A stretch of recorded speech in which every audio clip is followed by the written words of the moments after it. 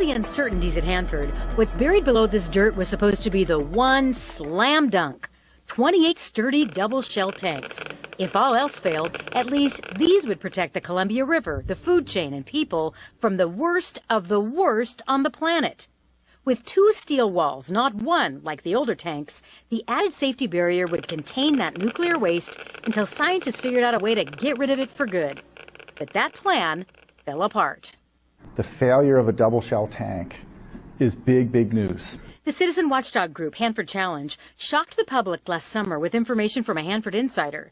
Their press release read, "First double shell tank leaks at Hanford." A massive blow to the entire cleanup operation. And the reason is that we are relying on these tanks to operate safely for 40, 50 years through the rest of the cleanup.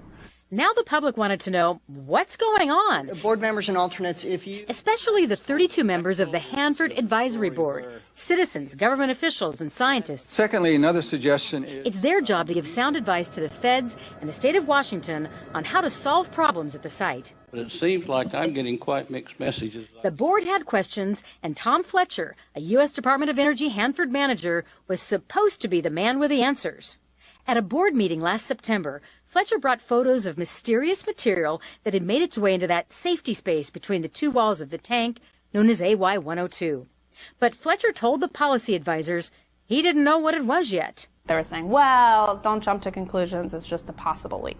Meredith Crafton and Tom Carpenter of Hanford Challenge both attended the September meeting. The overall presentation was we're looking, but we don't see any evidence yet. Don't worry. Don't worry.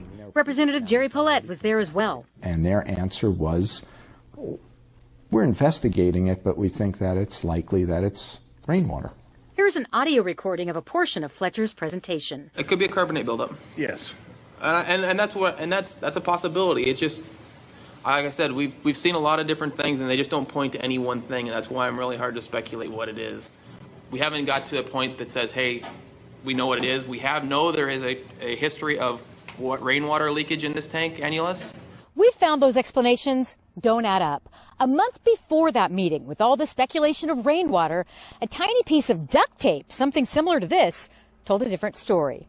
This is duct tape employees from the government contractor in charge of the tanks, WRPS, lowered into the safety space of AY-102 to grab a sample of whatever was down there. And boy, did that tape deliver. Internal emails obtained by King 5 show that on August 13th, weeks before the board briefing, the lab reported to company execs what they'd found. Flakes of rust, old paint, and something else. Some of the most dangerous nuclear byproducts known to man, strontium-90, plutonium, cesium-137, and more. The exact components of AY-102's primary tank. After they analyzed the duct tape, should there have been a lingering question, is the tank leaking or not? Via Skype, we shared the findings with our radiation expert, Marco Kaltofen of Boston. I don't know what they're waiting for. Did they need a fax from the president saying, okay, this is a leak? It was time. All the information was there to make the right decision. Enough was on that tape. Absolutely. The tape held one more important clue. It was screaming hot with radioactivity. And remember, the sample came from the safety space that shouldn't record any contamination at all. That's a huge number. You actually have to go out and look hard for equipment that can measure radiation that's that high. You had all the information you needed. You knew you had a leak. And now it was just time to fess up, face the music. We wanted to ask WRPS President Mike Johnson about that and more. He repeatedly denied our requests for an on-camera interview. Hi, Mr. Johnson. I'm Susanna Frame from King TV. We talked on the phone before. We're here to talk about tank AY-102. Can you tell us why the public was misled for several months last year? We caught up with Johnson outside the WRPS offices in Richland. I think we have some important questions that our viewers deserve to have answered. Johnson didn't answer our questions, but members of the Hanford Advisory Board did when we told them about the tape and lab results dated in August, a month before their briefing. If they're going to say, just dismiss the evidence, the obvious evidence, in front of them and not even tell us about that evidence, then how can we rely on them for anything? And I think it can put the public at risk and workers at risk when they're not forthcoming with information, also meaning they're not forthcoming with responding to issues and respond in creating solutions. This was a very deliberate cover-up, and I will use the word that we were lied to. There's no two ways about it. We were lied to. Now, it wasn't just WRPS President Mike Johnson who wouldn't answer our questions about this issue. The Department of Energy, which put on the presentation for that advisory board, wouldn't answer any questions about the tape, the lab results, and the delay in telling the public what was really going on. And one of the reasons the advisory board members are so upset about this when we showed them the evidence is that they said that they need real-time, up-to-date information because it's their job to give advice. I mean, the government agencies are mandated to take advice from this great, scientific panel. And this massive construction project will eventually be the last stop for nuclear sludge in Washington state, Hanford's waste treatment plant. The goal?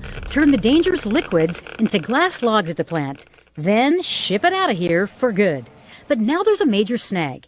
Years ago, the feds chose one tank, AY-102, to serve as the first tank to ship waste to the treatment plant, a way to stage and feed millions of gallons of nuclear byproducts from underground holding tanks over to its final resting place.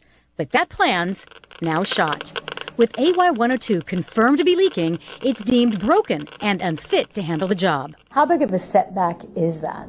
Oh, it's huge. Hanford worker Mike Geffrey discovered the leak in 2011, but the contractor he works for, WRPS, looked the other way for nearly a year and instead charged ahead with Plan A, spending money to ready AY-102 as their key tank waste feeder. We wasted a year of designing. We wasted a year of where we could have been all of a sudden looking at another tank. During the exact months WRPS discounted signs of the leak, the company spent millions on waste feed design work, equipment, and project management. Most of it wasted work hours and tax dollars. We don't have a dime to waste at Hanford. Teresa Labriola of the citizen group Columbia Riverkeeper has seen budgets shrink at Hanford for projects like cleaning up contaminated groundwater that's headed toward the river. Again, this undermines the public's confidence in cleanup. When they hear about waste, they wonder what's going on at Hanford. While leak evidence was ignored, how much did the Fed spend on a broken tank? The U.S. Department of Energy gives us this figure, $2.4 million. But we found that number's way off, 600% off. In a report obtained by King, written by their contractor, WRPS, the number's a whopping $14.2 million. $14 million for work, a lot of it already scrapped.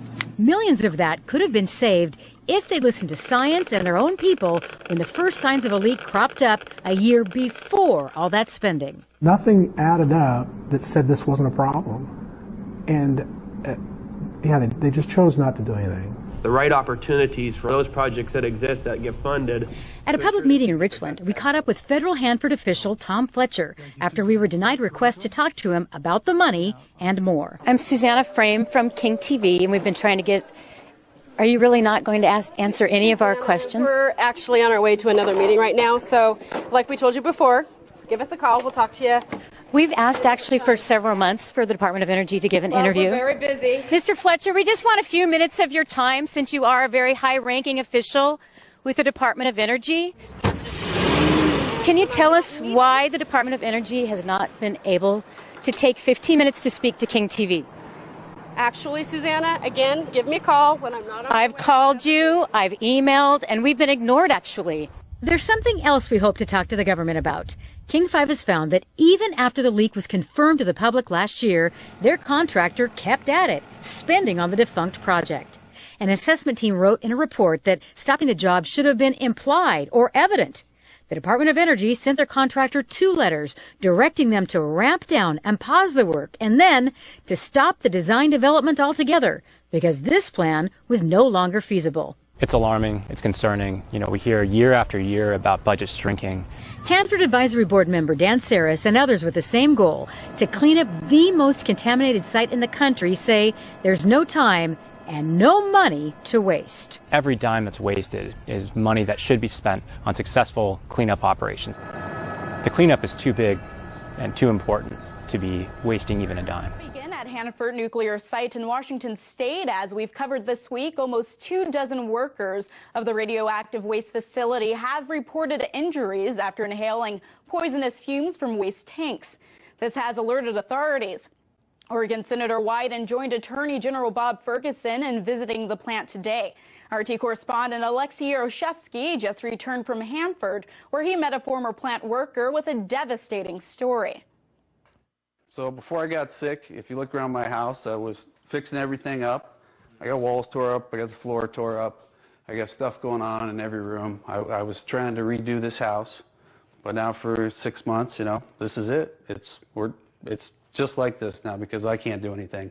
There are many ways to destroy a man's life. Add letting one work at a nuclear waste facility without protection to the list. Just 6 months ago, Seth Ellingsworth was an able-bodied mid-30s security guard at Hanford Tank Farm, enjoying snowboarding in East Washington mountains on weekends. This life stopped one day when he inhaled toxic vapors at work. They're moving waste from tanks that are single shell into tanks that are double shell that are supposed to be safer. And when they move that waste, they have a lot more vapors coming out of the stacks.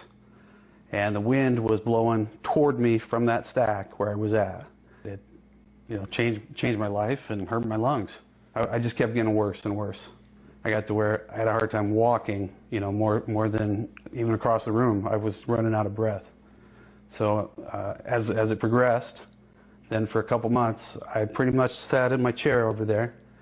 And I laid in my bed and I thought I was dying. But what about the safety measures at the facility? Did they offer masks to you or anything like that?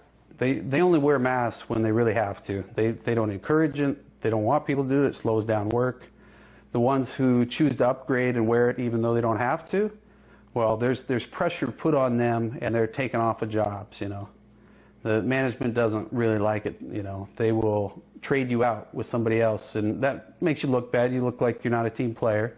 This is what his life has become now, juggling between a sizable bundle of pills and breathing nebulizers. I wake up, I take the nebulizer, I take my Trudorza, I take my prednisone, I take my Zafirlocast, I take my Aerospan 4 times, and then I hope that it helps. And he is by far not alone in this plight. On Thursday last week, at least 19 workers of the Hanford nuclear site were hospitalized after inhaling poisonous fumes, from tasting metal in their mouth to bleeding noses and burnt lungs. On Monday this week, 3 more workers sought medical attention. There's never been any kind of statistic as to how many people got injured at Hanford over the years, but those who used to work there claim that this happened all the time.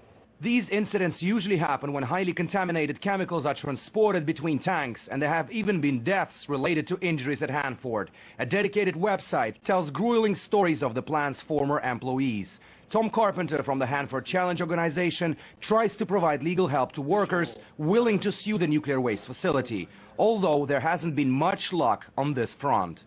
People have very serious brain injuries as a result of this from exposure to these chemicals. We have, I think, 300 and something cases of exposures, but many people don't even report it. Right? They just go sit down for a couple hours until it passes. People who report these exposures often find themselves, you know, being harassed, being unwanted, being on the next layoff list. And in a rather shocking revelation based on his own experiences and those of other injured workers, Seth Ellingsworth explains why. I'm scared to file a claim right now because a lot of the doctors around here won't see you if you have a claim. I've heard too many stories of people who got sick, got a claim, had to fight over getting benefits just to see the doctor, and they weren't getting treatment. I just want to get treatment. The latest news of more injuries has alerted the authorities. Attorney General Bob Ferguson said in a statement that the situation was shameful and called on President Obama to act, also reminding of the lawsuit he filed last year regarding worker safety issues.